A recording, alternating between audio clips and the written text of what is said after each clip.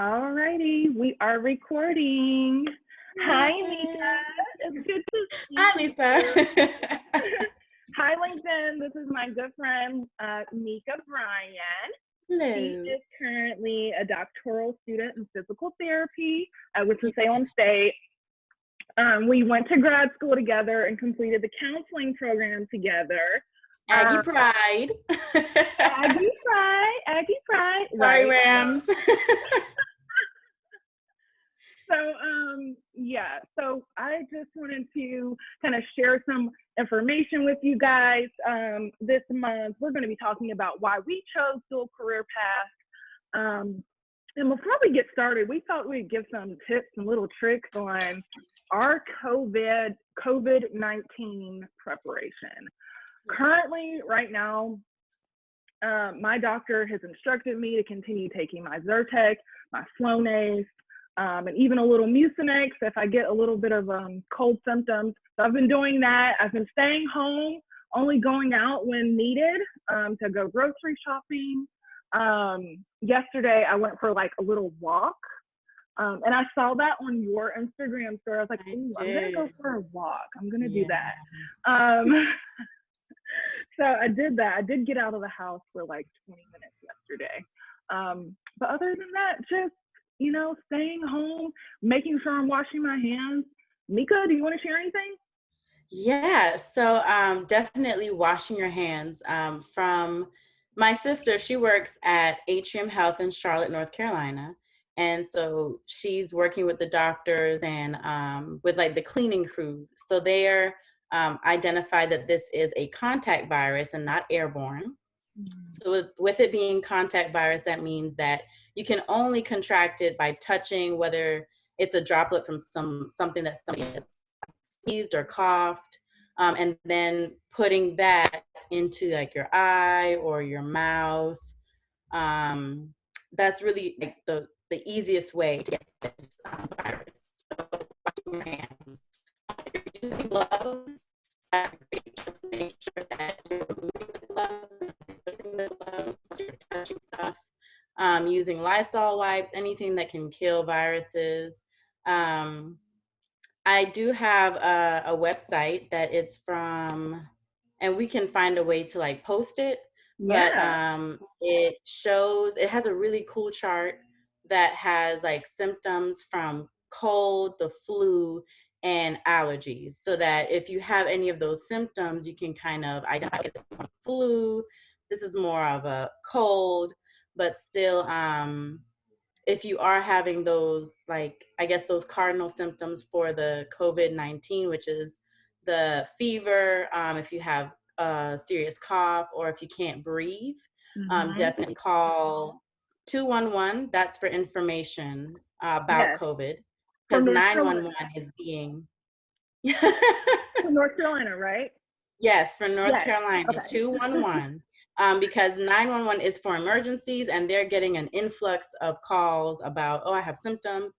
That's not the number you want to call. So 2211. Yes. And we'll find a way to post that link, but it's from the National Institute of Health. And another thing is be active, get outside. Fresh air is always good. Especially if you've been inside for so long, you have all of that. You have like the same air that's been circulated. So get outside, get some sun. It's getting warm outside of North Carolina. And remaining active is always a good thing. You don't have to be at the gym. You don't have to be around a lot of people to do that. So those are my cues for it. Well, thank you for sharing. I will definitely make sure to put the link below for you guys who are in North Carolina, dialing 211 to just get more information on coronavirus and how we're preventing the spread of it here in North Carolina. So be on the lookout for that in the comments, and we'll go ahead and get started with our video. So like I said earlier, Mika and I went to grad school together. We both went to North Carolina A&T State University.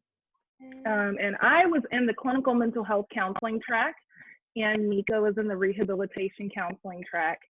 And we became really good friends, like right off the bat. We were graduate assistants on a grant called Be Safe, which is Be a Substance Abuse and AIDS-Free Environment, which actually prompted my whole interest in research.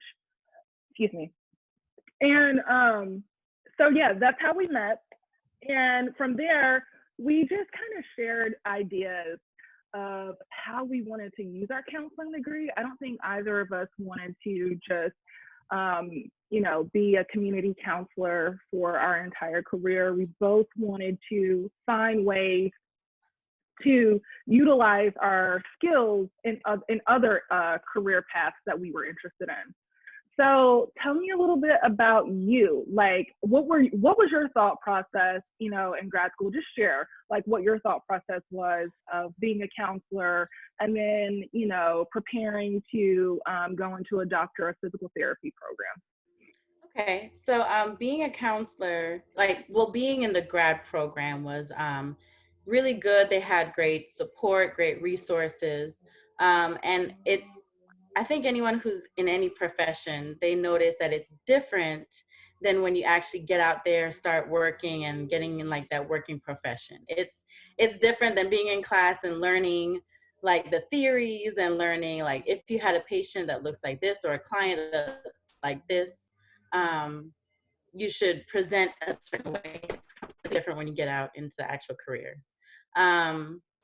So I'll probably take it back a little bit. My undergrad was in kinesiology or exercise science. So I wanted to be a physical therapist for a while. And when I was going through that path, I changed my course because I thought, well, I want to be more of a mental health provider because when I worked at a clinic for my PT hours, I saw that a lot of PTs don't have that interpersonal relationship. They didn't know what to say to their patients when they're crying on the table. And I thought this would be a great avenue for me to just go into and try to focus on that portion of health. So I went through the program. I got out and I started working at a nonprofit. We worked, the program that I worked with young adults ages of 16 to 21, 22. And we helped them with any type of independent living skills. We helped them with, if they had trauma, I was trained in trauma therapy. We did a lot of CBT, which is cognitive behavioral therapy. And it was amazing. It was an amazing experience. But my passion, my desire was still to work in this physical aspect of a career of life. So I continued to work in it. While I was working in the counseling, in the counseling profession, I applied to PT school. I got in. I was super excited. I'm so excited. And now I'm in PT school. I'm getting my doctorate in physical therapy. Even with this COVID-19 outbreak, we're trying to figure out how do you train a physical therapist using online measures. So I'm using the people that I can communicate with and people that I can actually physically touch, which is like my mom, my sister. I'm practicing a lot on them. So yeah, that's kind of where I am today and the path that I chose. Where do you see yourself in like 5 years? 5 years. Anticipated graduation 2020, December of 2020. In 5 years, I would love to have started the process of opening a clinic. Yes. Also within 5 years, I want to be able to have a specialty. I have 3 main areas that I'm kind of looking into, like pediatrics, pelvic health, and neuro are my 3 areas. If I could combine all of those, that would be great. But I feel like I want to focus on specialty and work on my craft, start to increase my proficiency in it, and work on opening a clinic. That would be an amazing goal. What about you? What would you like to do in 5 years? Where do you see yourself? Where do I? Oh, you're turning it back. I am. Well, in 5 years, well, let me just start. So in grad school, I did my clinical experience at Duke Pain Clinic. And it was a little different because it wasn't community counseling. I was doing a lot of research along with psychotherapy, and I enjoyed that so much. And really, it just made me feel as though, I really like research. I got involved in clinical research, and I was like, oh my God, this is amazing. Like, how can I combine my counseling skills and clinical research together to have like an amazing career? And so that was kind of where I began my dual career process. So after graduate school, I started into clinical research, working on clinical trials, and I love it. I've had so many opportunities to work directly with patients, helping them, recruiting them on clinical trials. For instance, working as a clinical research coordinator at Duke, helped me utilize my counseling skills in the way that during recruitment, I was able to quickly build rapport with patients and PIs that were over the trials, and kind of just helping them understand like how this treatment modality would be beneficial for their patients. And through building quick rapport, I was able to quickly recruit patients on trial. And I was able to create like a safe space for them. And so that was something that I really enjoyed working or doing at Duke, utilizing my counseling skills and still being able to do research. Today, I would say that I'm kind of utilizing like an overarching view of how I want all of my skills to collide. So right now I'm working with a pharmaceutical company. I'm not necessarily using counseling skills every day necessarily. Like obviously I'm not doing psychotherapy, but I am kind of using that self-report and just creating a safe space for communication between sites, so that I'm making sure, regulatory documents are correct and appropriate, and that they're being filed in the correct places. And then just making sure that, our study coordinators are taking care of themselves and taking care of patients, and just overall protecting the integrity of clinical trials. So I would say I see myself in 5 years transitioning in the next few months to becoming a traveling CRA, and then on to becoming a CTM, where I'll be able to utilize management skills to help people below me that want to also move forward and do other things with their careers. So that is where I am. Awesome. You mentioned something about how you can utilize your counseling skills, like to build rapport. And that is something that I have definitely found so useful from having that counseling degree and that experience. Like I've always been praised because I've been able to build rapport with patients in a heartbeat. Like it's just really easy, to the point where it's like second nature. I don't even have to think about that, to the point where now I can focus on the physical therapy aspect, like what intervention is appropriate for them, how are they progressing with their exercises. So I don't have to worry about building rapport, because it's something that I learned, and now I don't even have to think about it. So. Right. And I think honestly, like, it was a little bit of a struggle for me in grad school, and maybe you can attest to this too. Because my very first semester, I knew that I did not want to be a full-time community counselor, and that is not where I wanted to go with my career. And I vividly remember sitting down with the chair of the department at the time and explaining to her, okay, I am going to have to do something very different with my counseling degree, because I just don't see myself being traditional. Yeah.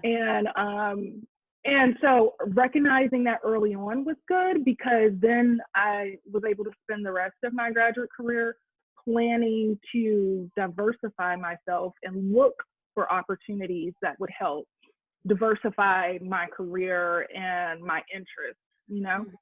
Yeah. Yeah. I had an opposite, actually. I Really? thought I was gonna be that community counselor that was out there and gonna do this for 20 years, and no, but I also didn't know what area I wanted to be in. So, advice to those who are, whether it's undergrad or high school or your professional, like actual profession, if you have an ability or an opportunity to seek out different specialties or different areas in your profession, I would say seek those out, because that can get you exposed. And I think I didn't do that. I didn't get exposed to a wide variety of areas where I could be like, oh, I like this and I like that. It was more of, no, I'm going to be a community counselor. Let's do this. And then I got out there and I was like, whoa, what is this? So, yeah. And I mean, amongst other things, I feel like one of the driving forces for me to realize, like, hey, I have to make this as diverse as possible was the fact that honestly, I feel like counselors are not getting paid enough, No, and there's no. so many other ways to utilize our skills. Mm, For instance, again, like I decided to go into clinical research and I'm still able to use my counseling mhm, skills. I'm still able to have patient contact and I'm also still able to do research, you yeah. know. And for you, like you said, you got your bachelor's in kinesiology and you said, let me think about, what I can do with this degree a little bit more while Mhm, pursuing a rehabilitation counseling graduate degree, mhm, becoming certified as a rehabilitation counselor, and then going on to say, I'm going to tie this kinesiology back in by going to school to be a doctor of physical therapy, which yeah, was my dream in the first place. And now you get to combine both, which is yeah. amazing, It's So a blessing. It is. It really is. Yeah. yeah, so now you get to, utilize, CBT and trauma informed therapy and motivational Mhm, interviewing along with your patients who are probably struggling to kind of realize this new identity of who they yeah, are post surgery, And so I think what you're doing is outside the box, it is. amazing.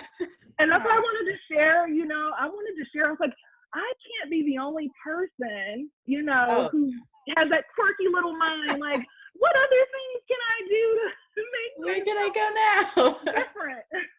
Yes, yes. um, You're not the only one, trust me. yeah. So, in regards to other women, and particularly minority women, what would you share with them? What things would you share with them on how to choose a career or think of ways that they can diversify where they are already? Okay. So first, just being a minority, first of all, being a woman, it is already hard as it is Mhm. in the society and the world that we live in. We're always seen as second best, just subpar.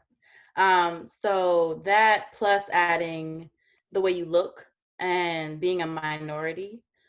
So there is a lot that people may tell you, like, oh, well, you're a Black woman, an Asian woman, a Latina woman. You can't do this, or you shouldn't do that because that's not, that's a male focused career. I say it's gonna take a lot of internal motivation, but also know that you have people there supporting you. Myself, Lisa, I may not know you personally, Yes. but as a minority woman who was blessed to be surrounded by other minority women who fought for what they wanted, for their promotions, for things that they knew that they wanted in life. I've been blessed to have that instilled in me. So the first thing is, who cares what anyone else says? Right. If you want to be president, if you want to be Doctor, if you want to be the next Beyonce, is it gonna be easy? No, No. but it is doable. You Mhm. are gonna have a lot of people turn you down just by the way you look, Mhm. but that doesn't mean that there aren't opportunities out there for you. Mhm. And I'm speaking from a woman who came from a small island. I'm originally from St. Croix, U.S. Virgin Islands. And I moved here with my parents in 2004. And I had a really, really strong accent. No one could understand me. So I had to work on not assimilating necessarily, but kind of taming it. I don't even like the word taming, but kind of speaking a lot clearly or clearer, and just being able to communicate what I knew and how my knowledge can exceed certain expectations. Right. So that's the first thing is don't worry what anyone says. You can do it. Yes. For those who are in a career or in a path that they're not even sure if that's what they want to do, or they don't know the benefits of having a dual career or having a dual degree, there's this thing called transferable skills. Mm. And based off of experience, based off of education. So let's say you do have a degree in something. It could be an associate's degree, it could be a bachelor's, whatever it is. Let's say you have a degree or a licensure or a certification in something. You can use skills from that and apply it to anything else. Like take the example of Lisa with counseling and research. Some people will be like, that does not make sense. How can you use counseling and research and not really working with people? There are definitely ways, there are definitely pieces that you can pull out. So what I would advise you is just like look at the description of your job. What are you expected to do every day, and see if any of those skills can be transferred to the new career that you want to do. Like let's say I wanted to be a counselor and now I want to go into construction. Those are two completely different things, but still with Mhm. counseling, you work with people. You have to know how to communicate. You have to know how to be a good team Right. or be a part of a team. Those are all transferable skills to honestly any career. So that's another advice that I would give. Just look at your description, your job description, identify those skills that you are required to do every day, and then see what is able to be transferred to whatever other career you want to do. Right. Exactly. I I totally echo everything that you're saying. I think it's so important to again hone in on that exact emotion, like Mika said, that internal motivation that once that's causing you to think, okay, what can I do? What other things can I do? How can I combine other skills that I've used before and still be eligible for this particular job? And it takes tweaking, it Mm-hmm. takes networking, Mm-hmm. it takes a lot of mindfulness and really digging deep within yourself because people are going to ask you, well, how does your past experience correlate to this job? Or how can you use your skills from this job in this job? Mm-hmm. I got those questions all the time when I was doing clinical Oh research yeah. interviews, kind of like, well, you were in therapy and now you're wanting to work in clinical research. What what was the driving factor? How did that all come together? And for me, it all came together in my clinical internship. I had that opportunity to do other things while also doing psychotherapy, which was what I was in school for. Mm-hmm. So, so yeah, is there anything else that you want to add, Mika?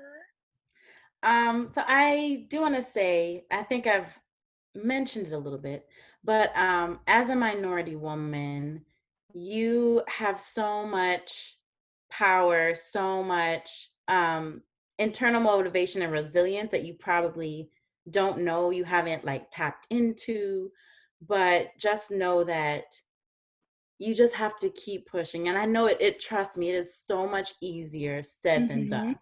Mm-hmm. especially if you have children or a relationship, Right. or especially in now in COVID-19, some people don't even have jobs. They don't know if they're going to be able to go back to work, or they're trying to manage their house life while their children are there, or family members might be there, or even some people might have lost loved ones.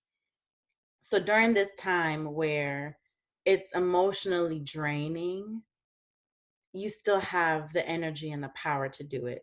I recommend focusing on self care. Self care doesn't always mean going to get my Right. hair done, get my nails done, even though that is self care, but sometimes it's just being by yourself, Right. getting away from the distractions of life, getting off social media, just focusing on you. Meditating is an amazing approach to that. If you're not someone who believes in meditation or doesn't really understand it, just having you time and being quiet, even listening to your favorite song, whatever it is, finding time for you Mm-hmm. so that you can push through. It is hard out there. I'm not trying to say that changing careers is easy, but if you don't have a passion for it, and if you dread Mondays as much as I did in my past, Mm-hmm. it's not something that is good or healthy for you to carry on for a long Right. period of time. And also it Um, causes burnout, you know? Uh, Yes, burnout is real, and burnout is in every career. Do not say, "Oh, you have an easy job, you don't get burnt out." Burnout is real, but burnout, I would say, is decreased in people who have a passion for what they do. right. And the Yeah. passion makes you do your job better. It makes you Mm-hmm. enjoy what you do. And then even when you have those bad moments, like for me, when on my second clinical rotation, I worked with traumatic brain injury patients. Mm-hmm. They're difficult. If you've ever worked with those people, they can be very difficult, and they say things that they don't mean, and they don't really know what they're saying sometimes. So to be pushed down and your feelings may be hurt, you're like, "Oh, I Mm-hmm. can't do this anymore. I'm done." A passion drives you through it to where those patients or those clients or whoever you work with say, "Thank you so much. You're amazing. I really enjoyed working with you." Focus on those, because that's going to get you through the days. um, but I just believe that minority women have just women, like, we're here to hold the world up. We have so much to bear on our shoulders, whether you choose to have children, whether you can have children, anything about children. Like, we're there to support the family. We're there to um, be like that glue for the society. And I just think you're an amazing woman. And again, I do not know you, but I just have faith that you're going to be amazing, and you just have to Aw. keep fighting. I'm serious. Like, if That I is had so someone tell me sweet. that, I know those small things is what can help someone get Yeah, through to the next day. And you just don't know absolutely. what's in your future. Right. Yes. So Yeah. there's my soap opera or soapbox. No, you're fine. Again, like, identifying, what's going to cause you to burn out is so important when choosing your career. And knowing what's at stake. For instance, as a counselor, if you know that you have a hard time dealing with transference, you really Mhm. might want to consider how you're going to deal with that so that you're not going into therapy sessions and having those patients transfer their problems onto you and you taking that home. Yes. So finding ways to self-care is important, even if you don't want to consider a dual career path. Self-care is so, so, so important. Mindfulness, these are things that I practice every day. Yoga is something that I also do. It's so helpful to kind of hone in on who you are and the space that you're in, and really getting in tune with the energy around you and getting in tune with who you are as a person and what you can offer the world. Mm. And what it is that you can help your community with. And again, for me, I felt like one of the ways one of the ways that my community has been impacted in a good way by me choosing the dual career path is that I can combine my skills. Again, like I said, working as a CRC at Duke, talking to doctors, talking to patients, building that rapport, protecting the integrity of clinical research, maintaining patient visits. You know, if patients do not show up to their visits in clinical trials, that's a problem. That can become a protocol deviation. And no one likes writing up protocol deviations. And certainly the sponsor doesn't like protocol deviations. So it's so important it was important for me to maintain that rapport with patients. And also another thing, another way I utilize counseling skills working as a coordinator was helping maintain IP compliance. So, you know, making sure I'm asking the standardized questions that are appropriate during these visits, but also implementing behavioral-based questions that will allow me to get a holistic view of the patient so that I can make sure that we're on one page, we're doing this together, and the research is getting done and put in, the data is being put in, and also the patient is benefiting, which is so important. And I think when you can bring diversity to your patients and patient care, they're going to be able to appreciate you more. The doctors and clinical teams that you work with are going to appreciate you more. You're going to have more say-so, more input. You're going to be able to drive teams faster to get to the end goal quicker. Mm-hmm. Yeah. So that's, you know, one way that I feel like my community has benefited. So yeah, is there anything else that you want to share? I don't think so. Okay, well, guys, that is all that we have for you. If you have any questions, feel free to comment. I will be tagging Nika in this post, so you guys go follow her, add her, blow her page up. And again, I'll be doing videos once a month, so you'll see another video next month. But yeah, stay safe. Continue to wash your hands. Stay home. Be mindful. Self-care. Self-care. Yes, please. Okay, thank you guys. so much, Lisa, for having me. No problem. Bye. Bye.